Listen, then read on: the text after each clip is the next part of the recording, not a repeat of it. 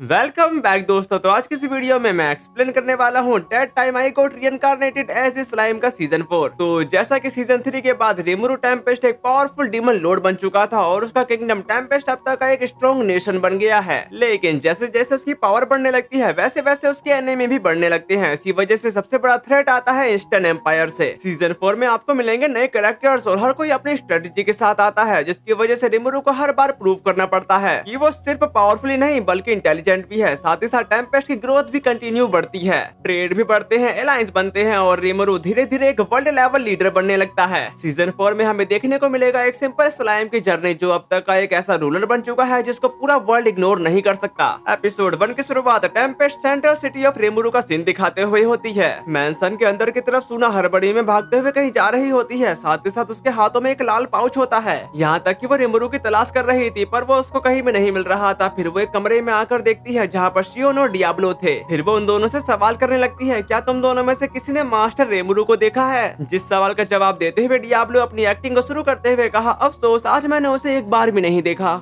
जो सुनकर शियोन निराश होते हुए कहती है, मैं समझ गई मास्टर रिमुरु तुम कहाँ पर हो। फिर यहाँ से कट होकर एक जगह की तरफ आ गया था जहाँ पर हम रिमुरु को देख पाते हैं जो एक दरख्त की पीक पर था और वो वहाँ से अपनी सिटी को देखते हुए कह रहा था, खैर ये सचमुच में बड़ा होता जा रहा है ना। और हमारे मोस्टर फेडरेशन टेम्पेस्ट का फाउंडेशन सेरेमनी जबरदस्त रूप से कामयाब रही। इसकी शुरुआत एक छोटे से गोब्लिन विलेज से हुई थी और वहाँ से हम धीरे धीरे एक एक कदम आगे बढ़ते हुए एक विलेज से सिटी बने और हमारा ग्रुप भी बढ़ता गया। साथ ही साथ कई अर्बन डेवलपमेंट प्रोजेक्ट चल रहे हैं जिसमें वह इंजन शामिल है जहाँ टेस्टिंग शुरू हो गई है। मुझे उम्मीद है कि एक साथ रहने और खुशहाली का एक ऐसा रिश्ता बनाना जारी रखूंगा जहाँ इंसान और मोस्टर एक साथ मिलकर रह सके। जो सब बताने के बाद रिमुरु शिजू का फॉर्म लेने के साथ कहा, अब से मैं तुम पर भरोसा रखूंगा पार्टनर। जिस बात पर एग्री करते हुए ग्रेट सेज कहने लगा, तुम मुझ पर भरोसा कर सकते हो मास्टर। इसी के साथ हम कुछ दिनों के बाद का सीन देखते हैं। टेम्पेस्ट की सिटी की तरफ वो लोग काफी ज्यादा मजे कर रहे होते हैं। यहाँ तक कि वहाँ पर कुछ बंदे खेल भी रहे होते हैं। साथ ही साथ कुछ लोग अपने काम पर जाने लगे। दूसरी तरफ एक बंदा ओर्क से कह रहा होता है, तुमने कल मेरी काफी मदद की। जिस पर ओर्क बताता कि कोई बात नहीं, तुम मेरी मदद करो मैं तुम्हारी मदद करूंगा। सामने की तरफ एक ओल्ड गोबलिंग दो बंदों को बताता कि तो क्या हम कभी ड्रिंक्स के लिए बाहर चलें। जिस बात से तो वो दोनों एग्री थे। तभी हम वहाँ पर रिमुरु को देख पाते हैं जो अपने टाउन का ब्यौरा ले रहा था, जिसको देखने के बाद वहाँ के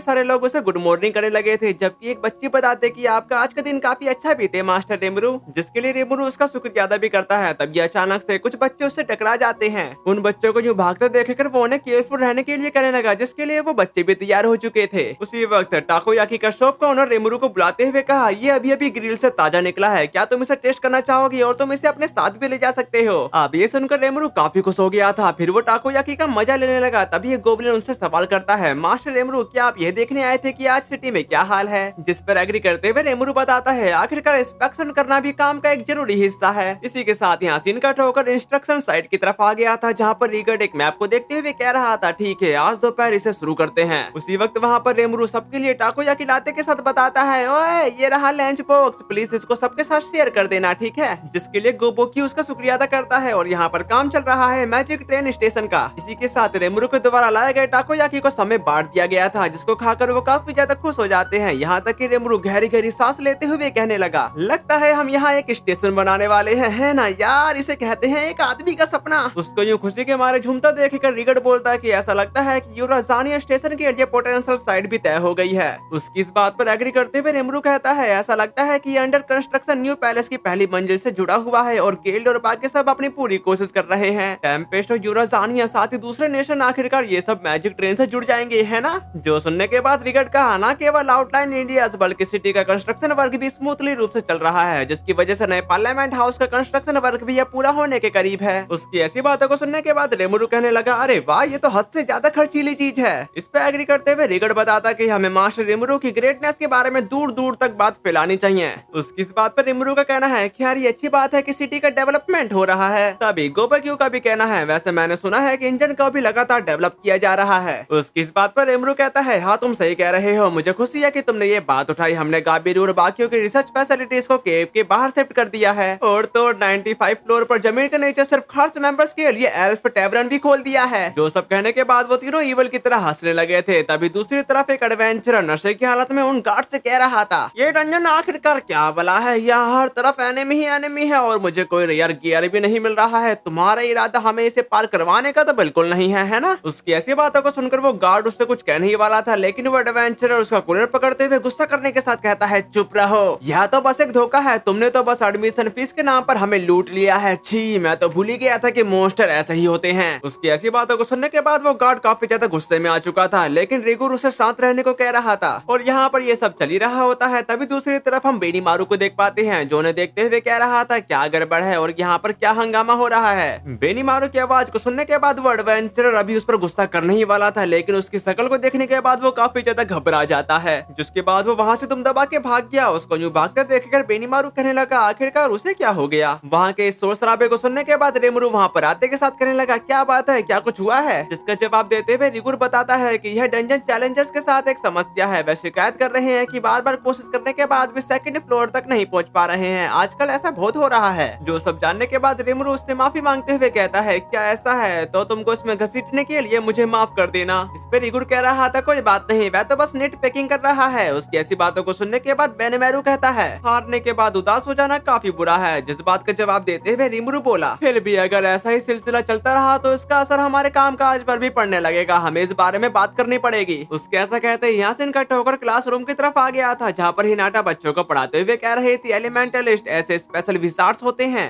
जो स्पिरिट्स पर अपना हुक्म चलाते हैं और उनके मैजिकल स्किल की एक स्पेशल क्वालिटी होती है। तो बताओ किसी का कोई सवाल है। जो सुनकर वहाँ के सारे बच्चों ने अपना हाथ उठा लिया था। तभी उन्हीं के बीच में हम रिमुरु को देख पाते हैं, जो अपना हाथ उठाते हुए जोर जोर से चिल्लाते हुए कह रहा था कि मैं भी, मुझे भी पूछना है। उसी वक्त हिनाटा की भी नजर उस पर पड़ जाती है। साथ ही साथ वहाँ के बच्चे कहने लगे मिस्टर रेमुरु आप यहाँ पर क्या कर रहे हैं। उन बच्चों के सवालों का जवाब देते हुए रेमुरु कहने लगा मैं यहाँ पर इसी काम के लिए आया हूँ। जब वो ऐसा कह रहा था तभी हिनाटा उसके एकदम सामने आते हुए कहने लगी तुम यहाँ पर क्या कर रहे हो। उसकी ऐसी डरावनी बातों को सुनने के बाद वो काफी ज्यादा घबराने के साथ बोला कि मैं यहाँ इंस्पेक्ट करने आया हूँ। यहाँ तक कि वो अपनी बात को कंप्लीट कर भी पाता उससे पहले ही हिनाटा उसको बॉल की तरह पकड़ने के साथ बाहर फेंक देती है। हिनाटा को इतने गुस्से में देखकर वो बच्चे भी अपनी अपनी पोजीशन ले लेते हैं ताकि वो उन पर गुस्सा ना कर सके। जबकि दूसरी तरफ रेमुरु अपना ह्यूमन फॉर्म ले लेता है। साथ ही साथ टिस उससे सवाल करने लगी क्या तुम ठीक हो। उसकी इस बात पर रेमुरु बताता कि बड़ी अफसोस की बात है, सच कहूँ तो मैं भी मिस हिनाटा से पढ़ना पसंद करूंगा। उसकी ऐसी बातों को सुनकर टिस क्लासरूम का सीन देखते हुए कह रही थी वे बच्चे सचमुच में काफी ज्यादा लॉयल हैं और मिस हिनाटा की बात मानते हैं। मुझे ये बात सच में काफी अच्छी लगी कि उन्होंने अपने बिजी शेड्यूल में से समय निकाला। जिसके जवाब पर रिमुरु कहने लगा हिनाटा स्पिरिट्स को संभालने में माहिर है, इसलिए वह उनके लिए एकदम सही टीचर होगी। हालांकि मैंने कभी सोचा नहीं था कि वह इसके लिए सच में मान जाएगी। ये बात सुनकर टिस कहती है जब से वह बच्चे टेम्पेस्ट के स्कूल में आए हैं तब से ऐसा लगता है कि वह हर दिन सचमुच में काफी मजे कर रहे हैं। साथ ही साथ वे क्लास के सभी के साथ काफी जल्दी घुल मिल गए। जो सब जानने के बाद रेमुरु इस पर एग्री करते हुए अपने मन में कहने लगा तुम सही कह रही हो। और तो अब जब मुझे पक्का यकीन है कि यूकी ही गुनेगार है तो मैं उन्हें किसी भी हाल में एंग्रासिया किंगडम की देख रेख में नहीं छोड़ सकता। उसके ऐसा कहते ही यासिन कट होकर रेमुरु के मेंशन की तरफ आ गया था, जहाँ पर सुना अभी भी रेमुरु की तलाश कर रही होती है। पर रेमुरु तो उसके साइड से निकल गया पर उसको भनक तक नहीं लगी, यहाँ तक कि रेमुरु को एक स्मेल आने लगती है। अगली सीन में हम देखते हैं जहाँ पर शियोन के द्वारा बनाई गई चाय को डियाब्लो ने पी लिया था, जिसकी वजह से वो बीमारी हालत में कहने लगा बीमार होने पर ऐसा महसूस होता है, यह सचमुच काफी दिलचस्प है। उसकी ऐसी बातों को सुनकर शियोन उस पर गुस्सा करने के साथ कहने लगे दिलचस्प बकवास, तुम्हें क्या लगता है अपनी ऐसी पथेटिक हालत के साथ तुम मास्टर रिमुरु के दूसरे सेक्रेटरी बनने के लायक भी हो। ये सब सुनने के बाद डियाब्लो से सवाल करता है इसके बजाय क्या तुम सचमुच में इसे परोसने पर तुली हुई हो। जिस बात पर शियोन पूरी तरह से एग्री थी तभी वहाँ पर एकदम से रिमुरु आ गया, जिसको देखने के साथ शियोन ने वो चाय तुरंत छुपा ली। पर इस पर रिमुरु का ध्यान नहीं गया था, यहाँ तक कि वो उससे सवाल करने लगा तुम यहाँ पर क्या कर रहे हो। उसकी ऐसी बातों को सुनकर डियाब्लो स्टाइल मारते हुए कहा अरे मास्टर रिमुरु असल में मुझे एक काफी कीमती एक्सपीरियंस मिला है। और वो अपनी बातों को कंप्लीट कर भी पाता उससे पहले शियोन उसकी बातों को काटते हुए हड़बड़ी में कहने लगी वो क्या है ना मास्टर रिमुरु, बात बस इतनी सी है कि असल में। तभी डियाब्लो उसको साइड में करते हुए बताता कि वैसे लेडी सुना आपको ढूंढ रही थी मास्टर रिमुरु, पर मुझे लगता है कि आप दोनों की मुलाकात पहले ही हो चुकी है। तभी हम यहाँ पर देखते हैं जहाँ पर सुना ने रिमुरु को ढूंढ लिया था। फिर वो उसके करीब आते हुए कहने लगी मुझे खुशी है तो आखिरकार आप यहाँ पर आ ही गए। उसकी ऐसी बातों को सुनकर रिमुरु परेशान होते हुए कहा क्या कुछ हुआ है, और इसी बात से सुना भी परेशान हो चुकी थी। यहाँ तक कि हम इसके कुछ देर बाद का सीन देखते हैं जहाँ पर सुना ने एक नया स्नैक्स उसके सामने धर दिया था। अब ये देखने के साथ रिमुरु काफी ज्यादा खुश होते हुए कहा कि ये एक नए तरह का स्नैक्स है, उफ ये तो काफी टेस्टी लग रहा है। तभी सुना बताती कि मैं चाहती हूँ कि आप ही सबसे पहले से आज मैं मास्टर रिमुरु, इसलिए मैं आपको ढूंढ रही थी। इसके लिए रिमुरु उसका शुक्रिया अदा करने लगा। फिर यहाँ सीन कट होकर किंगडम ऑफ इंग्रासिया की तरफ आ जाता है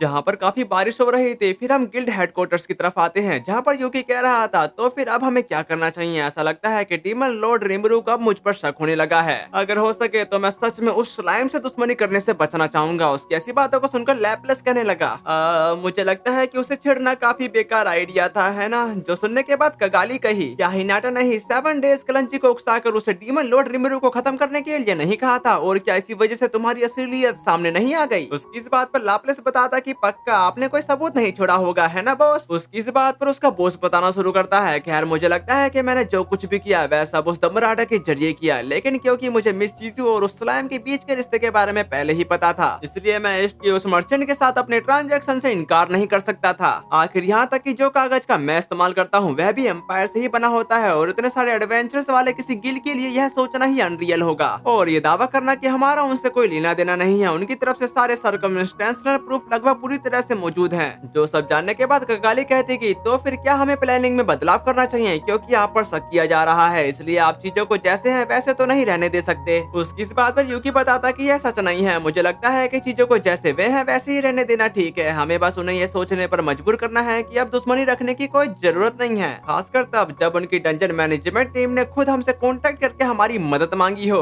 वैसे जाहिर है वह चाहते हैं कि गिल्ड इसे प्रमोट करे, जिसमें रिकॉर्ड सिस्टम भी शामिल है। उसकी ऐसी बातों को सुनकर लाप्लेस परेशान होने के साथ कहता कि सच में ये काफी ज्यादा शक करने वाली बात है। यहाँ तक कि टीयर भी बोला यह तो पक्का जाल है। उन दोनों की ऐसी बातों को सुनने के बाद यूकी का कहना है, खैर मैं सोच रहा हूँ, ऐसा लग रहा था कि यह प्रपोजल पूरी तरह से कॉस्ट बेनिफिट के अप्रोच पर आधारित था। खैर जरूरी कदम को उठाते हुए हमें इस हालात पर नजर बनाए रखनी चाहिए, क्योंकि हमारी अपनी एम्बिशन के खातिर भी यह जरूरी है। उसकी ऐसी बातों को सुनकर वहाँ के सारे यूकी की बातों से इम्प्रेस हो चुके थे, जबकि यूकी कह रहा था मैंने अभी तक वेस्टर्न डोमिनेशन को नहीं छोड़ा है। फिर यहाँ सीन कट होकर मेंशन की तरफ आ गया था, जहाँ पर रिमरू उस स्नैक्स को खाते हुए काफी मजे कर रहा था। वहीं दूसरी तरफ वेंडोरा को इतना ज्यादा पसंद आ जाता है कि वो काफी जल्दी में खाने लगा, जबकि रेमरी भी उसका टेस्ट लेते हुए कह रही थी ये सच में मेरी आंखों में आंसू ला रहा है। ये बात सुनकर रिमरू शूना की तारीफें करते हुए कहा, एक बार फिर से तुम्हारी स्किल बेहतर हो गई है शूना। तभी मासामू ने सवाल करने लगा, हम यहाँ पर तो मीटिंग करने के लिए आए थे, है ना। ये सुनकर तो रेमरू उसके बारे में भूल ही गया था। फिर हम 100 फ्लोर अंडरग्राउंड कॉन्फ्रेंस रूम का सीन देखते हैं, जहाँ पर रेमरू उन सभी को समझा रहा होता है। खैर अब जब डंजन टेस्ट खत्म हो चुका है तो हमारी पहली ऑपरेशन मीटिंग का समय आ गया है। सच कहूँ तो यह पूरी तरह से एक तबाही है। साथ ही साथ सिटी में शिकायतें मिलने के बाद मैंने इस बात को फिर से कंफर्म किया, लेकिन चैलेंजर्स का क्लियरिंग लेवल काफी कम है। बिना किसी काउंटर मैनेजर के वे फर्स्ट फ्लोर पर पूरी तरह से खो जाते हैं, लालच में अंधे होकर। और तो रेफ रैंक के मोस्टर भी उन्हें पलक झपकते ही ढेर कर देते हैं। उनमें से कुछ तो इतनी ज्यादा भूख लगने की वजह से हार मान लेते हैं। अगर यही हाल रहा तो मुझे शक है कि कोई भी चैलेंजर 10th फ्लोर तक पहुंच भी पाएगा या नहीं। सच कहूं तो ये डंजन मैनेजमेंट के लिए क्राइसिस की सिचुएशन है।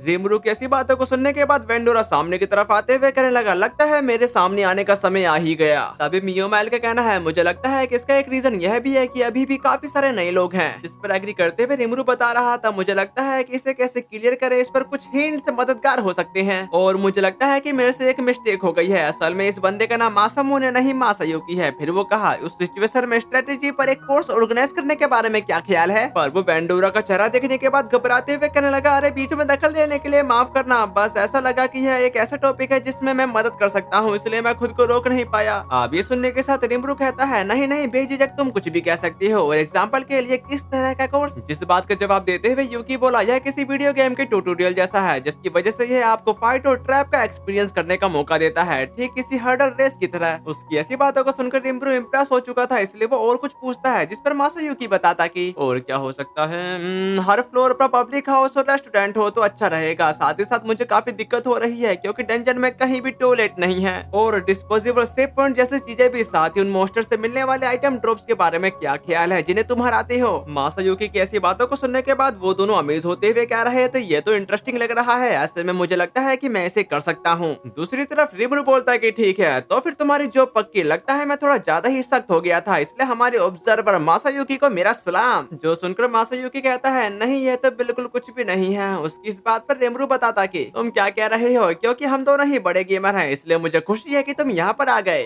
जब रिमरू ऐसा कह रहा था तभी वेंडोरा एकदम उसके करीब आते हुए बोला, अरे लड़के, क्या तुमने कहा था कि तुम्हारा नाम मासायुकी है? तुम्हें पता है तुम में सचमुच काफी काबिलियत है। जिसके लिए मासायुकी उसका शुक्रिया अदा करने लगा। तभी रेमरी सामने की तरफ आते हुए कहने लगे, बिल्कुल सही, रिमरू जैसे अदर वर्ल्डर से यही उम्मीद थी। पर मासायुकी उन दोनों को अपने सामने देखकर काफी ज्यादा कंफ्यूज था, क्योंकि वो इन दोनों के बारे में कुछ भी नहीं जानता। इसलिए रिमरू बताना शुरू करता है, अरे अब याद आया, मैंने अभी तक इनका इंट्रोडक्शन तो कराया ही नहीं था, है ना। ये मेरा सबसे अच्छा दोस्त बेल्डोरा है, साथ ही ये 100 फ्लोर का इंचार्ज भी है। बेल्डोरा का नाम सुनकर मासायुकी के पसीने छूटने लगे, जबकि रिमरू रेमरी के बारे में बताने लगा। यह है रामरेस है वह फेरी जिसने इस डंजन को बनाया है और जो ऑक्टाग्राम के मेंबर में से एक है। गाइस मेरे को ना माफ कर देना क्योंकि मेरे को ऐसा लगता है कि मैं काफी ज्यादा मिस्टेक्स कर रहा हूँ। ऐसा इसलिए है क्योंकि मैंने इस एनीमे को काफी पहले देखा था, इसी वजह से मिस्टेक्स हो रही हैं, माफ कर देना। उसकी ऐसी बातों को सुनकर मासायुकी के तो होश ही उड़ चुके थे। साथ ही वो कहा है क्या चल रहा है यहाँ पर, एक स्टॉर्म ड्रैगन और एक डीमन लॉर्ड, मैं तो मर ही जाऊंगा। और जब वो अपने ख्यालों की दुनिया में खोया ही हुआ था तभी रामरेस सामने की तरफ आते हुए कहने लगी अगर तुम चाहो तो मैं तुम्हें अपना सबॉर्डिनेट भी बना सकती हूँ। ये बात सुनकर मियोमेल कहता है कि देखने से ऐसा लगता है कि लेडी रामरेस लॉर्ड मासायुकी अभी काफी ज्यादा मुसीबत में है। दूसरी तरफ रिमुरु का कहना है खैर मुझे लगता है कि ऐसा ही होता है इसलिए मुझे इसके लिए माफ कर देना। तभी एकदम से मियोमेल कहने लगा लॉर्ड मासायुकी का शुक्रिया, हमने कुछ बेहतरीन सुधार किए हैं लेकिन क्या मैं अपनी ओर से एक और सुझाव दे सकता हूँ। फिर हम इसके कुछ देर बाद का सीन देखते हैं जहाँ पर एक पोस्टर कोने कोने में लगा दिया गया था। यहाँ तक कि एक बंदा जोर जोर से चिल्लाते हुए कह रहा था डीमन लॉर्ड रिमुरु की ओर से एक चैलेंज, और तो और सब लोग सुनो मुझे अभी अभी एक जबरदस्त खबर मिली है। जो कोई भी डंजन के 50वें फ्लोर को पार कर लेगा उसे हर महीने बोनस के तौर पर एक स्टीलर गोल्ड कॉइन मिलेगा। हर बॉस मोस्टर को हराने पर भी इनाम मिलेगा, और तो और जो कोई भी सबसे बॉटम फ्लोर को पार कर लेगा उसे 100 स्टीलर मिलेंगे। इसे देखो कहा जा रहा है कि तुम्हें 100 स्टीलर मिल सकते हैं। तभी एक बंदा उस पोस्टर को देखने के बाद कहता है कि क्या तुमको सच में लगता है कि तुम इस चीज की नकल कर सकते हो। फिर हम यहाँ पर देखते हैं जहाँ पर कुछ नोबल्स उस पोस्टर को देखते हुए कह रहे थे लगता है इसने काफी ज्यादा खर्चा किया है, जबकि दूसरी तरफ वो दोनों एडवेंचरर बोले चलो टेम्पेस्ट चलते हैं। इसी के साथ टेम्पेस्ट के अंदर काफी सारे एडवेंचरर्स आने लगते हैं जिनको देखते हुए रिमुरु कहा लगता है इसके बारे में काफी चर्चा हुई है। वहीं पर मासायुकी उस पोस्टर को देखने के साथ कहा सबसे बॉटम फ्लोर जीतने वाले को 100 स्टीलर, तो आखिरकार तुम सच में सीरियस थे।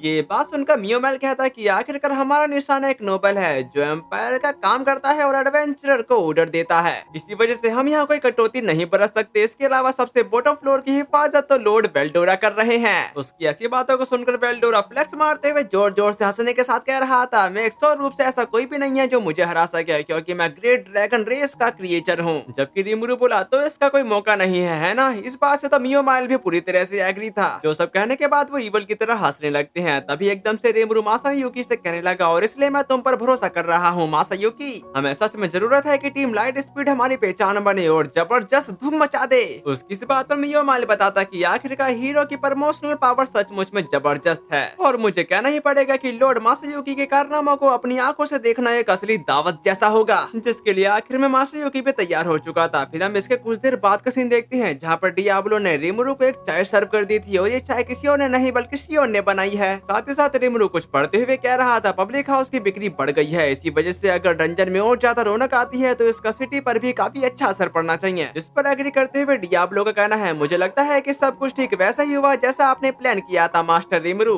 तभी वो चाय पीने लगा जिसकी वजह से शियोन की दिल की धड़कन काफी ज्यादा तेज हो चुकी थी। दूसरी तरफ रिमुरु उस चाय को पीने के बाद डियाब्लो से सवाल करता है क्या तुमने चाय की पत्ती बदल दी है क्योंकि इसका टेस्ट हमेशा से अलग लग रहा है। उसकी ऐसी बातों को सुनकर शियोन घबराते हुए कह रही थी मैं इसे तुरंत बदल दूंगी। शियोन की ऐसी हरकतों को देखने के बाद रिमुरु को याद आ जाता है कि उस समय इसी वजह से ऐसी हरकतें कर रही थी। फिर वो उससे कहा क्या ये तुमने ही बनाया है शियोन। जिस सवाल का जवाब शियोन नहीं दे पा रही थी इसलिए डियाब्लो कहने लगा मास्टर रिमुरु मैंने कंफर्म किया है कि इसे पीना सेफ है। जो सुनकर रिमुरु उस चाय को फिर से पीने के साथ कहता है कि ये तो काफी टेस्टी है, तुमने काफी बढ़िया काम किया है शियोन। ये सुनने के बाद शियोन काफी ज्यादा खुश होने के साथ कहने लगी तुम्हारा बहुत बहुत शुक्रिया, मैं तुम्हारे लिए एक और कप बनाने जा रही हूँ। जो बताने के बाद वो खुशी से झूमते हुए वहाँ से चली जाती है। जिसके जाने के बाद डियाब्लो कहने लगा तो फिर मुझे भी जाना चाहिए, पर रिमुरु उसको वहीं पर रोकने के साथ बताता कि सोचने पर मुझे मालूम पड़ा है कि फालमून से निपटने के बाद मैंने तुम्हें कभी कोई रिवॉर्ड नहीं दिया। उसकी ऐसी बातों को सुनकर डियाब्लो का कहना है रिवॉर्ड के बजाय मेरी इकलौती इच्छा आपकी सेवा करना है मास्टर रिमुरु। खैर मुझे लगता है कि मैं एक ऐसा सबॉर्डिनेट रखना चाहूंगा जिसे मैं छोटे मोटे काम सौंप सकूं। उसकी इस बात पर रिमुरु बताता कि अरे मुझे लगता है कि यह एक तरह से बुरा लगता है जब एक पावरफुल डीमन को चाय परोसनी पड़ती है। जो सुनकर डियाब्लो कहता नहीं बिल्कुल भी नहीं मास्टर रिमुरु का ख्याल रखना ही मेरा सबसे बड़ा फर्ज है। मेरा मतलब यह है कि ह्यूमन नेशन को तबाह करने जैसी छोटी मोटी बातों के लिए अगर आप मेरी जगह अपने सबॉर्डिनेट्स को जिम्मेदारी सौंप दे तो मैं हमेशा आपके साथ रहूंगा मास्टर रिमुरु। वैसे अगर आप परमिशन दे तो मैं एक ओल्ड क्विंटिसिस को अपने साथ जोड़ने के बारे में सोच रहा था। साथ ही ऐसे में मैं चाहूंगा कि आप उसके रहने के लिए एक फिजिकल बॉडी तैयार कर दो। उसकी इस बात पर रिमुरु बताता कि क्या वैसी डोल ठीक रहेगी जैसे मैंने बैरनेटा को दी थी। जिस पर डियाब्लो पूरी तरह से एग्री था। जो सुनकर रिमुरु खुश होने के साथ कहता कि मैं सब कुछ तैयार कर लूंगा, इसलिए बस ये मेक श्योर करो कि वापसी के रास्ते में तुमको चोट ना लगे। ये बात सुनकर डियाब्लो कहता कि मैं समझता हूँ और मेरा दिल टूट रहा है, लेकिन प्लीज मुझे कुछ देर के लिए अपने पास से दूर जाने की इजाजत दे। ठीक है तो अब मैं चलता हूँ। उसके वहाँ से चले जाने के बाद रिमुरु सुए से कहने लगा क्या ड्यूक म्यूजिक के आसपास कुछ एबनॉर्मल हुआ है, जिस पर सुए उसको बता देता है कि अभी तक कोई भी हलचल नहीं हुई है। जो सुनकर रिमुरु का कहना है उस पर नजर रखो और पता लगाओ कि इसके पीछे कौन है। इसी के साथ यहाँ से कट होकर किंगडम ऑफ सेल्ट्रोसो की तरफ आ गया था, जहाँ पर मारियाबेल मैप के ऊपर रखे प्यादों को गिराते हुए कह रही थी